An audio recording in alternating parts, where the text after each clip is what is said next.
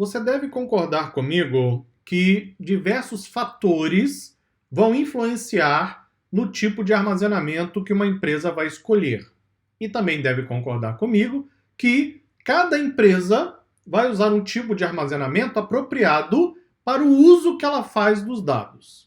Concorda comigo com essas duas questões? Eu imagino que sim, porque são bem lógicas, não é? Ou seja, duas empresas podem ter tipos de armazenamentos completamente diferentes. Por quê? Porque elas usam os dados de maneiras diferentes. Além disso, tem outros fatores, como por exemplo o custo, ou seja, o orçamento disponível, não é, da empresa para poder adquirir sistemas e tipos de armazenamento. Tem ainda a questão do conhecimento técnico. A empresa tem profissionais capacitados para utilizar diferentes tipos de armazenamento? Como fica a questão do volume dos dados? Suporte no caso de problemas? Vários e vários fatores vão determinar o tipo de armazenamento, mas um deles é crucial, exatamente o padrão de acesso, ou seja, cada empresa ela vai ter diferentes padrões de acesso porque vai fazer diferentes usos dos dados. Esses padrões de acesso vão provavelmente traçar aquela linha inicial, o caminho inicial para escolher o tipo de armazenamento. Eu vou colocar aqui para você 5 perguntas. Vamos então discutir essas perguntas, vai fazer bastante sentido para você o que são esses padrões de acesso. Por gentileza, me acompanhe. Quantos sistemas precisarão de acesso à camada de armazenamento de dados? Boa pergunta! Você vai concordar comigo que duas empresas diferentes provavelmente terão sistemas bem diferentes, não é? Quantidades diferentes de sistemas que vão acessar as camadas de armazenamento.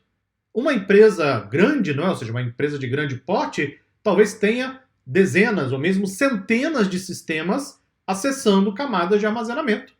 Eu trabalhei em grandes empresas onde nós tínhamos 150, 180 bancos de dados, para atender inclusive uma parte da empresa. Outras partes, você tinha outros bancos de dados. Uma empresa pequena talvez tenha um banco de dados. Uma empresa, uma startup que tem uma única app, por exemplo, talvez nem precise de banco de dados. Talvez ela tenha um outro tipo de armazenamento, como aliás veremos na sequência aqui mesmo neste capítulo. Então, quantos sistemas terão acesso à camada de armazenamento? Isso vai definir o tipo de armazenamento que eu vou usar. Ou seja, eu nem falei ainda em armazenamento. Observe, eu estou citando exatamente o que vai acontecer antes da definição do tipo de armazenamento. Aí você pode questionar, mas espera aí, instrutor, isso pode mudar durante a vida útil da empresa? Sim, mas quem disse que isso aqui é estático? Não é. Vai mudar o tempo inteiro. A única regra, aliás, é a mudança. Então a empresa vai começar com um tipo de armazenamento em um determinado momento, e isso vai mudando à medida que a empresa vai mudando o seu padrão de acesso aos dados. Absolutamente normal. Com que frequência os sistemas acessarão o armazenamento de dados? Isso também influencia diretamente no tipo de armazenamento. Por exemplo, se a empresa acessa os dados com muita frequência, são muitos sistemas acessando dados com muita frequência. Um data lake provavelmente não é o ideal. Para esse cenário, não é. Então eu tenho que verificar um outro tipo de armazenamento. Se, por outro lado, a empresa acessa os dados com uma frequência menor, o data lake pode ser considerado para esse cenário. Veja que a escolha do armazenamento vai passar diretamente pelo padrão de acesso. É isso que define, de fato, a escolha do tipo de armazenamento. Próxima pergunta. Qual o volume de dados que esses sistemas estarão lendo? Qual o volume de dados? 1 gigabyte? Isso é fácil. 1 terabyte? Opa, começou a complicar. 1 petabyte? Aí já ficou bem difícil. O volume de dados vai determinar o tipo de armazenamento. Então veja que agora eu tenho que começar a me preocupar com uma combinação de fatores. Quantos sistemas vão acessar o armazenamento, né, a camada de armazenamento, a frequência do acesso, o volume de dados que serão acessados no sistema de armazenamento. Tudo isso impacta nas escolhas que faremos para armazenar os dados. Próxima pergunta. Quanta lógica será aplicada por esses sistemas aos dados? O que isso quer dizer? Imagine, por exemplo, um sistema analítico, não é? De análise de dados, que executa muitas queries, muitas consultas SQL. Essas consultas SQL aplicam uma série de lógicas na hora de buscar os dados. Quanto mais complexa a consulta SQL, mais difícil retornar os dados, porque eu estou aplicando filtros, fazendo checagens e assim por diante.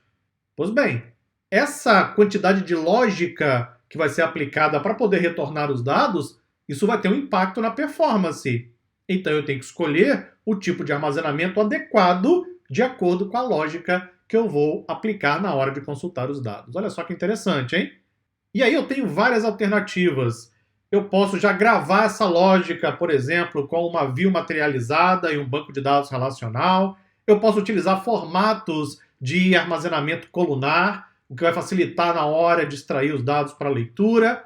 Então a minha escolha de armazenamento depende também da lógica de consulta que eu vou aplicar aos dados. Última pergunta. Como o sistema acessa tecnicamente os dados? Imagine que eu consegui a resposta para as 4 perguntas anteriores. Está tudo ok, tem lá as respostas, total de sistemas, a frequência, volume, lógica. Ok, mas eu tenho agora a capacidade técnica para poder conectar a diferentes fontes de dados? Eu consigo implementar diferentes tipos de armazenamentos? Qual é a complexidade técnica para isso? Eu vou contratar uma empresa com uma ferramenta proprietária ou eu vou tentar usar a ferramenta open source? Tem pontos positivos e negativos em ambas as abordagens, não é? Usar a ferramenta open source é uma alternativa que você economiza licença de uso, porque é gratuito, né? Open source. Por outro lado, soluções open source, em geral, são um pouco mais complexas e talvez não tenha suporte. Teve problema, vai ter que se virar para resolver.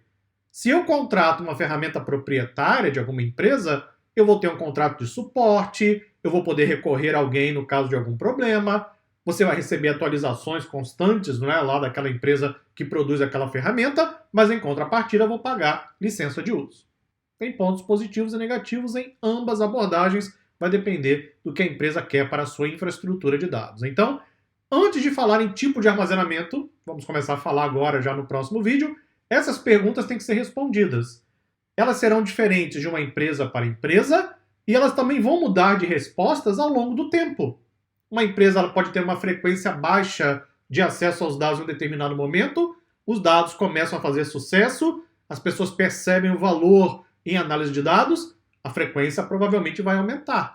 Então a empresa vai ter que estar pronta para mudar a dinâmica da sua infraestrutura ao longo do tempo, algo absolutamente normal, o que garante empregabilidade para engenheiros de dados. Muito obrigado e até a próxima aula.